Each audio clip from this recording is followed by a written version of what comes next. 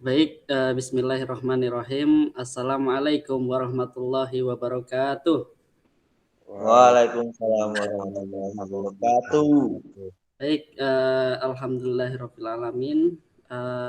Yang pertama-tama, marilah kita ucapkan puja dan puji syukur kita kepada kehadirat Allah Subhanahu wa taala yang telah memberi kita nikmat serta hidayah sehingga kita dapat berkumpul pada pagi hari ini walaupun hanya menggunakan gimit ya, anak-anak. Kemudian tak lupa juga sholawat serta salam marilah kita curahkan kepada baginda besar Nabi kita Rasulullah Muhammad Shallallahu Alaihi Wasallam yang telah membawa kita dari zaman jahiliyah menuju zaman yang terang benderang. Baik, gimana kabarnya anak-anak sekalian? Sehat, Pak. Baik.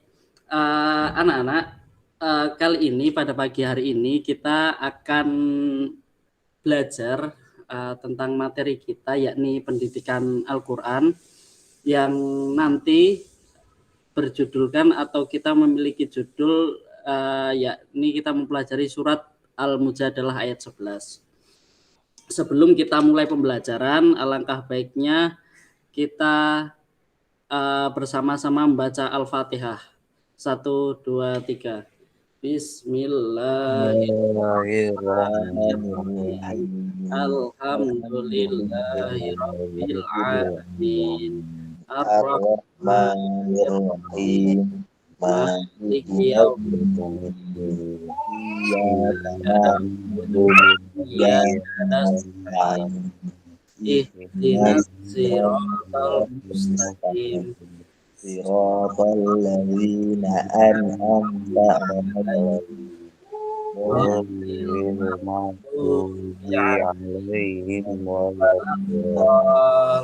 Dilanjutkan dengan baca doa sebelum belajar.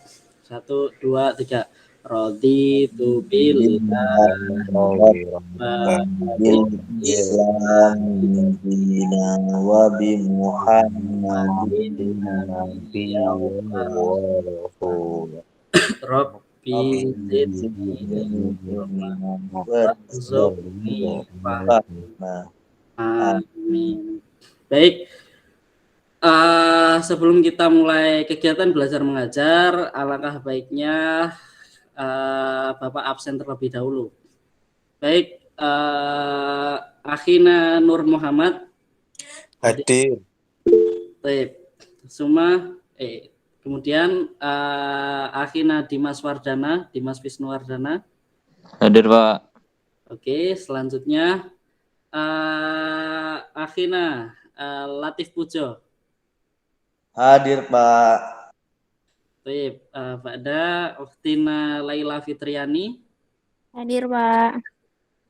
Oke, selanjutnya Ukhtina Ibnatur Rafi Khairiyah hadir. Oke, siap. Alhamdulillah lengkap ya teman-teman. Kali ini kita belajar bersama teman sekelas 5 orang. Walaupun 5 orang, saya harap agar kegiatan belajar mengajar kali ini bisa semangat. Karena walaupun dikit, tidak menyurutkan semangat kalian. Gitu ya. Seperti di dalam Al-Quran ada kan kamin fi'atin qolatin gulabat fi'atan kasiratan bi'idnillah ya. Walaupun sedikit tapi semoga bisa berkualitas. Baik, langsung saja kita mulai pembelajaran kita. Bisa minta tolong share screen Mbak Ila.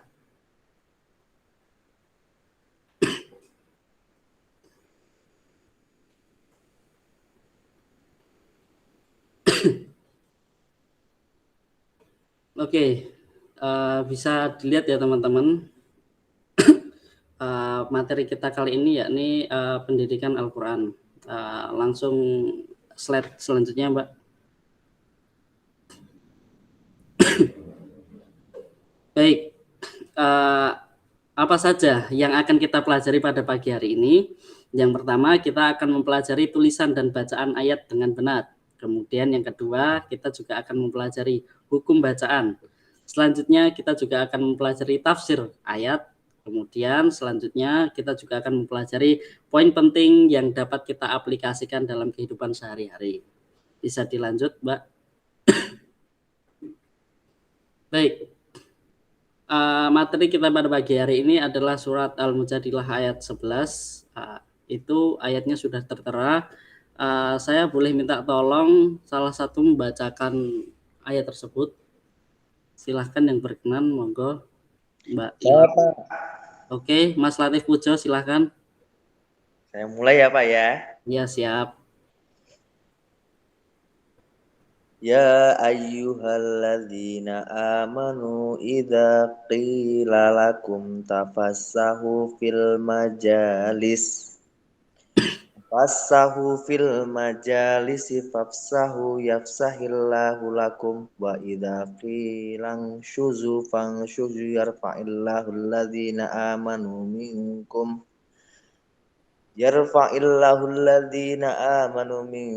walladzina utul ilma darajat wallahu bima ta'maluna khabir. Baik, artinya sekalian, Mas.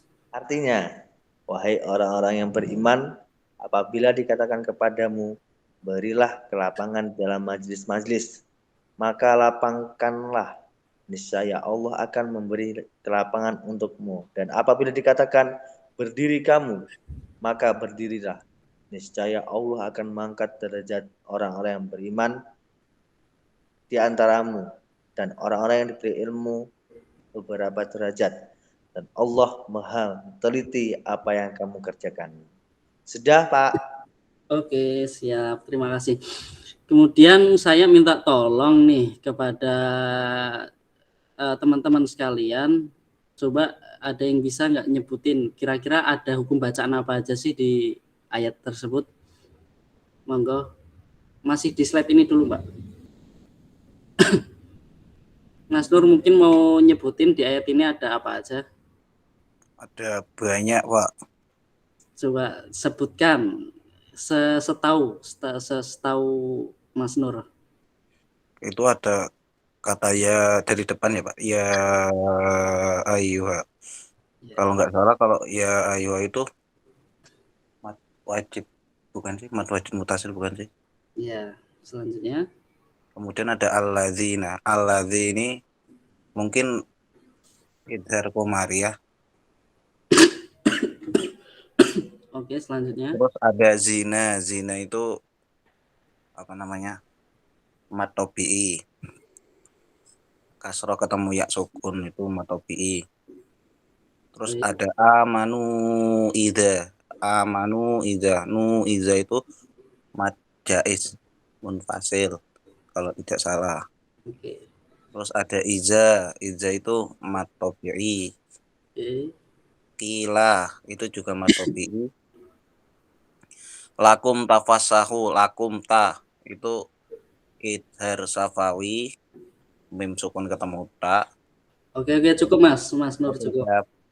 Cukup. Oke, yang lain teman-teman mungkin ada yang mau menyebutkan, itu mungkin Mas Izan yang baru datang atau siapa, Mbak Ibna atau Mas Dimas, monggo setahu Anda saja yang kalian pahami dari hukum bacaan, monggo bisa disebutkan. Cukup, Pak, cukup. Cukup. Mbak Ibna mau menyebutkan lagi nggak, Mbak? Atau Mas Latif Pujo, Mas Dimas? Setahu pun cuma satu doang, Pak. Gimana? Apa yang kamu ketahui? Itu dilakum tafasahu. Iya, itu tadi sudah disebutin sama Mas Nur. Udah. Oh, dia udah, Pak. Nggak jadi. Yang lain nggak ada yang tahu berarti?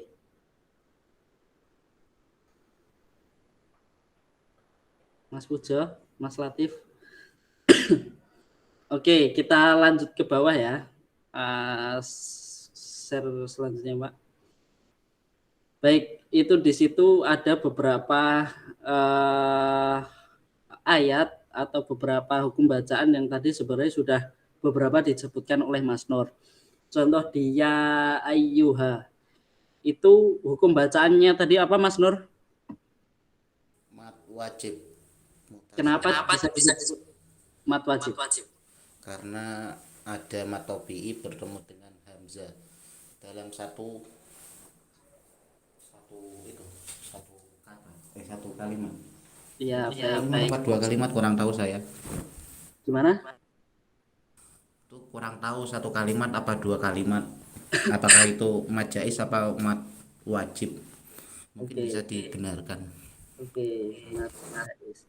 Kemudian selanjutnya di amanu idza. Itu tadi Mas Nur menyebutkan apa Mas tadi? Mad jaiz ya? Mad jaiz. Kenapa bisa disebut mad jaiz, Mas? Karena ada Matopi'i bertemu dengan Hamzah tapi beda kalimat. Oke, siap. Kemudian itu yang warna biru itu juga tadi Mas Latif Ujo katanya tahu itu ciri-cirinya apa Mas? Kenapa bisa disebut mad izhar safawi tadi? Mas Latif? Iya Pak, ada apa Pak?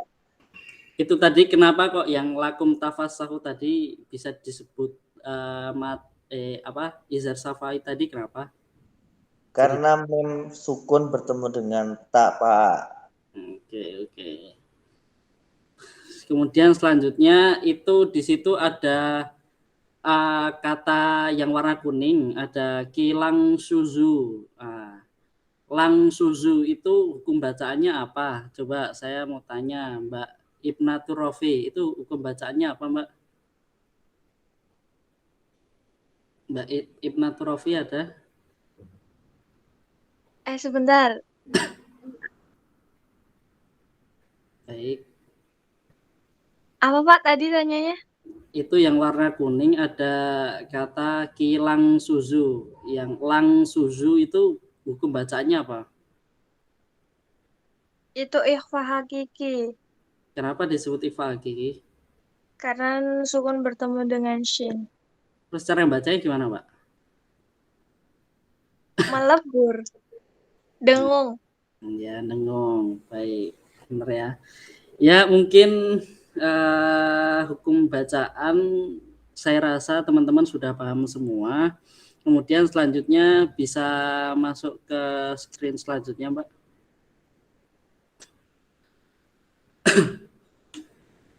Baik, kita lanjut di materi tafsir ayat ya teman-teman. Yang pertama yang bisa kita pelajari di situ ada adab menghadiri majelis dan keutamaannya.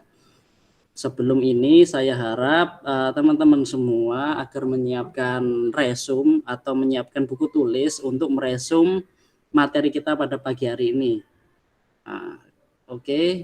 Yang pertama yakni adab menghadiri majelis dan keutamaannya.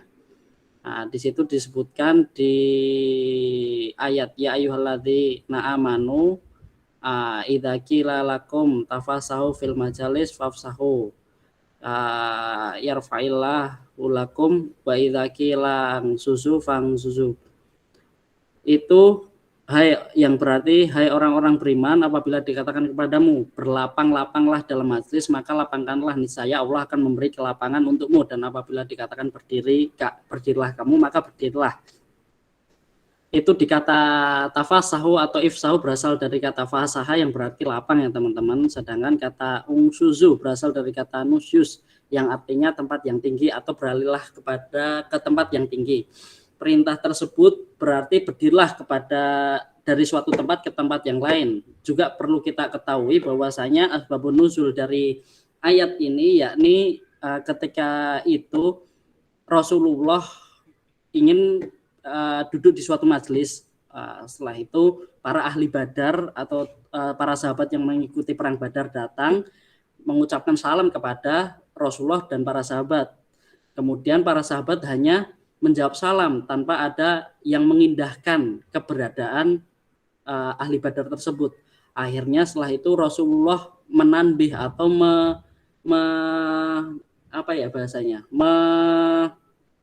memperingatkan para sahabat untuk berdiri dan mempersilahkan duduk para ahli Badar.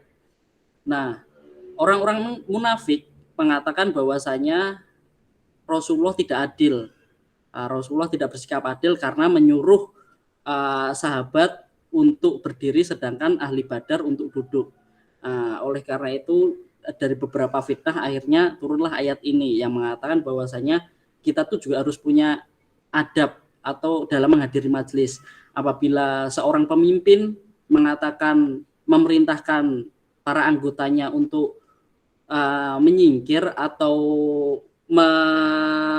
melapangkan tempat duduk, silahkan lapangkanlah.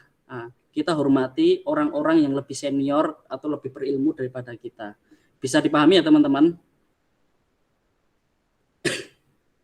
Baik, saya rasa bisa dipahami. Bisa. Kemudian selanjutnya, Mbak,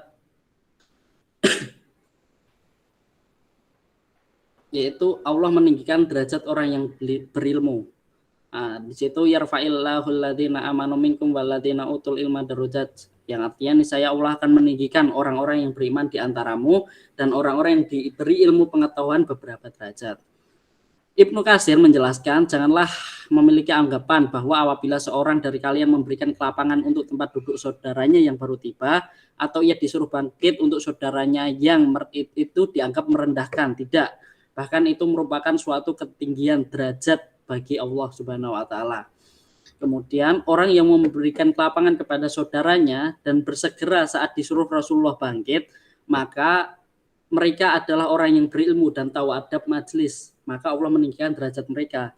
Jadi jangan teman-teman menganggap kalau kalian disuruh berdiri oleh seorang pemimpin di suatu majelis, kalian dianggap kalian direndahkan. Enggak. Nah, di situ dijelaskan ya teman-teman, mereka adalah orang yang berilmu dan tahu adab majelis, sehingga Allah akan meninggikan derajat kalian. Ya. Kemudian firman Allah ini juga berlaku untuk umum, untuk siapapun, bukan hanya untuk sahabat dan Rasul, enggak. Itu berlaku sampai sekarang. Siapapun orang yang beriman, siapapun orang yang berilmu, Allah akan meninggikan derajatnya, tak hanya di dunia, bahkan di akhirat. Seperti halnya betapa pentingnya kita berilmu, seperti halnya kisah Umar dan Nafi bin Abdul Haris. Nafi bin Abdul Haris merupakan pemimpin di Makkah di kala zaman Umar. Setelah itu Umar bin Khattab menyuruh atau menugaskan Nafi untuk menjaga amil zakat, sedangkan kosong yang namanya pemerintahan di Makkah. Akhirnya Nafi mengatakan, saya ada gantinya. Siapa? Ditanya Umar. Ada namanya Ibnu Abza. Siapakah Ibnu Abza? Kemudian Umar menjawab, kau menyuruh seorang budak untuk memimpin negeri. Ibnu Abza mengatakan bahwasanya beliau adalah orang berilmu, beliau paham akan kitab-kitab atau Al-Quran, beliau juga ahli dalam fa'araid, beliau ahli dalam qiraat juga. Akhirnya Umar mengiyakan perkataan Nafi. Pun juga Umar mengatakan bahwasanya salah satu mengatakan hadis Nabi yang kurang lebih intinya, Allah akan meninggikan derajat orang yang paham akan kitab dan juga akan merendahkan orang yang tidak paham akan kitab.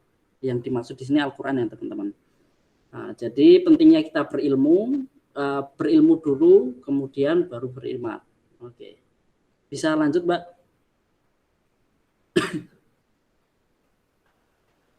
Yang ketiga ada pengetahuan dan balasan Allah. Wallahu bima ta'maluna khabir, dan Allah Maha mengetahui yang kamu kerjakan. Allah Maha mengetahui segala yang dilakukan oleh hamba-hambanya, termasuk motivasi yang melatar belakanginya. Seluruhnya itu dikabarkan Allah di akhirat.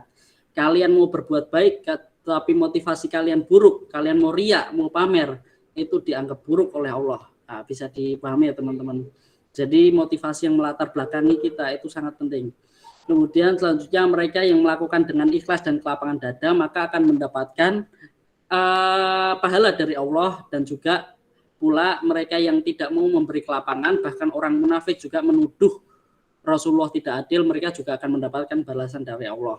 Jadi kalau kita melakukan ikhlas dalam melakukan sesuatu, itu insya Allah dapat balasan dari Allah.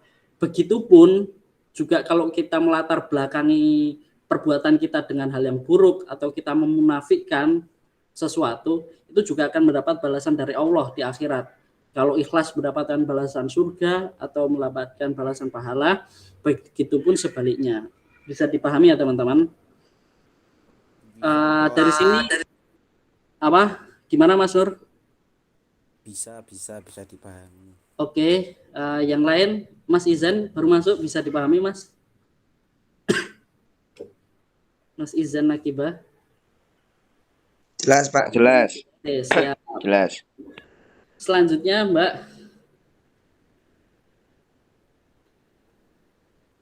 Baik, yang ini kandungan surat Al-Mujadilah ayat 11 ya teman-teman. Berikut kandungan surat Al-Mujadilah yang bisa kita terapkan dalam kehidupan sehari-hari kita. Yang pertama yaitu diantaranya adab menghadiri majelis adalah berlapang-lapang atau memberikan kelapangan kepada orang lain agar bisa duduk di majelis tersebut. Itu seperti yang disebutkan atau saya contohkan tadi, kita mencontohkan langsung pada zaman Nabi yaitu ahli Badar tadi. Mereka tidak diindahkan oleh para sahabat, akhirnya Rasulullah menyuruh mereka untuk melapangkan tempat duduk mereka agar ahli Badar bisa duduk. Nah, itu bisa diterapkan di zaman sekarang ya. Kemudian yang kedua adalah pemimpin majelis boleh memerintahkan seseorang untuk pindah guna memberikan tempat kepada orang yang dimuliakan, dan hendaklah orang-orang yang diperintah mentaati pemimpin majelis tersebut. Nah, jadi para pemimpin majelis itu boleh ya menyuruh atau memerintahkan seseorang lain untuk memberikan tempat duduk. Nah, jadi seperti dicontohkan oleh Rasulullah dalam asbabun nuzul yang saya jelaskan tadi. Kemudian yang ketiga yakni orang yang memberikan kelapangan kepada saudaranya di majelis, Allah akan memberikan kelapangan untuknya. Nah, jadi barang siapa memberikan kelapangan, kalian mau berbagi, insya Allah Allah juga akan memberikan kelapangan untuknya. Selanjutnya, Allah akan meninggikan derajat orang yang beriman dan berilmu beberapa derajat. Nah, jadi pentingnya kita berilmu dan beriman karena Allah juga akan menaikkan derajat kita. Selanjutnya yang kelima adalah Allah mengetahui apa yang dikerjakan hamba-hambanya dan motivasi di balik perbuatan tersebut. Jika motivasi di balik perbuatan tersebut kalian ikhlas, akan mendapatkan pahala. Kemudian juga sebaliknya, jika ada unsur rasa pamer atau riya atau ujub, itu juga ada balasan dari Allah. Kemudian yang keenam, yakni yang terakhir, ayat ini memotivasi orang-orang beriman untuk menuntut ilmu dan menjadi orang-orang yang berilmu. Bisa dipahami teman-teman? Oh iya, saya mau tanya. Coba di sini ada yang bisa jawab nggak? Penting mana, berilmu dulu atau beriman dulu? Beriman dulu atau berilmu dulu? Teman-teman ada yang bisa jawab? Berilmu dulu, Pak. Kenapa? Bisa bilang kalau nggak punya ilmu ya nggak bisa beriman, Pak. Apa yang mau diimani kalau dia nggak tahu apa yang dia imani? Masya Allah, the best emang Mas Nur. Baik, yang lain ada tambahan jawaban atau cukup atas jawaban Mas Nur? Beriman dulu. Beriman dulu. Mbak Ibna gimana? Iya. Beriman dulu. Iya. Kenapa, Mbak? Supaya ketika menimba ilmu kita bisa tetap on the track karena kita membawa ilmu. Coba gimana, Mbak? Tadi kurang jelas ada ini. Ketika kita sedang mencari ilmu supaya tidak keluar dari jalur gitu loh. Oke, yang lain mungkin Mas Izan. Mas Izan gimana, Mas? Menguatkan Mbak tadi jawaban dari Ibna. Kalau harus beriman dulu baru berilmu. Biar bisa memilih mana yang sesuai dengan syariat Islam dan mana yang tidak sesuai. Oke, yang lain. Saya ingin menyanggah. Coba, Mas. Kalau misalnya beriman dulu baru berilmu, tadi kan katanya gara-gara biar tahu syariat Islam dulu ya. Maksudnya biar tidak keluar dari syariat Islam. Lah, bagaimana tahu itu syariat Islam kalau kita nggak berilmu? Jadi kita bisa mempercayai syariat Islam gara-gara kita tahu itu syariat Islam. Jadi kan berilmu dulu baru kita bisa mempercayai. Kalau aku gitu. Enggak, ada yang mau nyangka. Mas Izan gimana, Mas?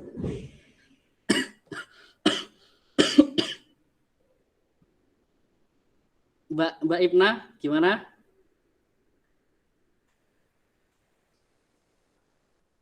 Coba. Nggak ada yang mau nyanggah Mas Nur ini. Mas Latif, coba Mas Latif Pujo tadi aktif. Gimana Mas? Apa Pak? Beriman dulu atau berilmu dulu? Aku lebih ke beriman dulu sih Pak.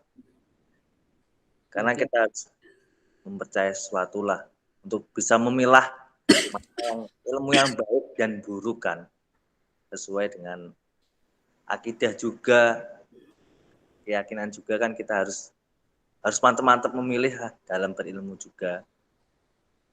Itu sih Pak. Oke. Aku masih bingung, Pak. Bingung kenapa? Kalau misalnya kita memilah, tapi kita nggak punya ilmunya, bagaimana kita memilah?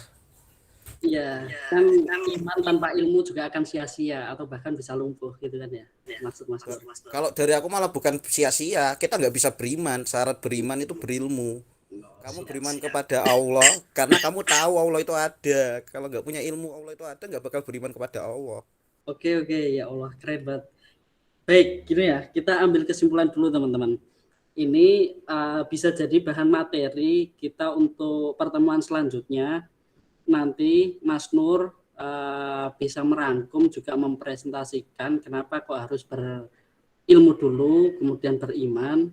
Kemudian tadi yang di pihak Mbak Ibna juga bisa merangkum, kemudian bisa dijelaskan di pertemuan selanjutnya.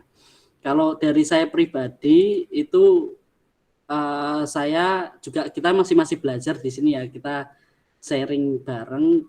Saya juga beranggapan bahwasanya berilmu dulu baru beriman, karena seperti kata Mas Nur tadi, ya bagaimana kita iman tanpa ilmu itu juga akan sia-sia. Kita juga tidak akan tahu gimana caranya sholat kalau kita tidak bisa mempelajari ilmu sholat tersebut. Misal kita nggak bisa membaca, kita tidak punya ilmu untuk membaca, gimana kita bisa mempelajari bacaan-bacaan doa, kemudian ayat-ayat Al-Quran gitu ya. Tapi mungkin itu bisa jadi rundingan di pertemuan berikutnya. Gitu ya teman-teman. Ini menjadi catatan dan juga menjadi tugas kalian di pertemuan selanjutnya. Bisa dipahami? Bisa, Pak. Oke, siap. Mungkin kita cukupkan pertemuan kita pada siang ini. Bisa slide selanjutnya, Mbak. Kemudian saya ucapkan terima kasih kepada teman-teman sekalian karena telah mengikuti kelas dengan baik. Tadi juga sempat epic sekali tadi kalian aktif dalam membincangkan iman dulu atau ilmu. Dan semoga saya harap di pertemuan selanjutnya itu bisa jadi bahan kalian presentasi untuk Mas Nur yang beranggapan bahwa saya tadi berilmu dulu sebelum beriman, itu bisa dipresentasikan di pertemuan selanjutnya, begitupun juga Mbak Ibna dan Mbak Izan. Kemudian saya juga minta kepada ketua kelas Mas Nur setelah ini bisa meminta catatan resume dari semua anggota kelas. Nanti Mas Nur bisa kumpulkan di meja saya. Bisa dimengerti Mas Nur? Oke, Pak, siap. Oke, mungkin cukup ini dari saya. Apabila ada kurangnya mohon maaf. Syukron wabillahi taufiq wal hidayah. Wassalamualaikum warahmatullahi wabarakatuh. Waalaikumsalam warahmatullahi wabarakatuh. Oke.